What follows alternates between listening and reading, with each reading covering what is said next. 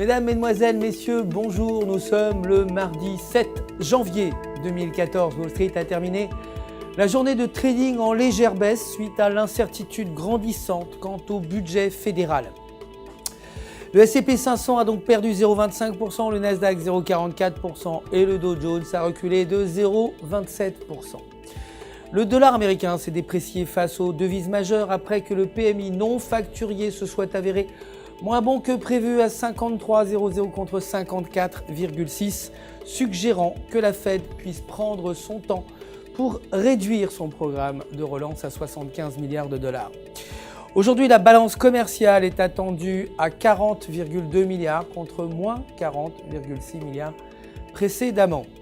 L'or de son côté a gagné 0,29%, clôturant à 1247 $ l'once, tandis que le pétrole brut a reculé de 0,53%, terminant à 93,68 $ le baril, maintenant son élan négatif.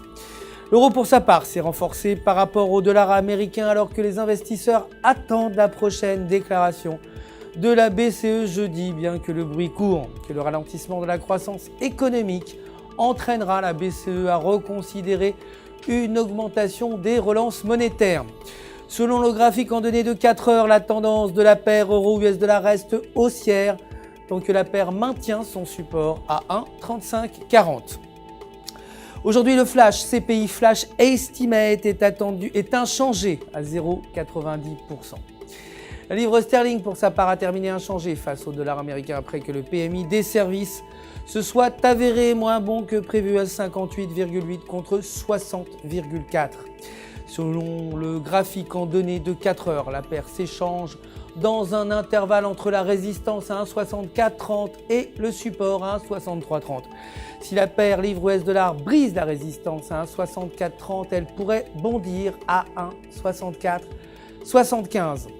Aucune donnée macroéconomique n'est attendue aujourd'hui au Royaume-Uni.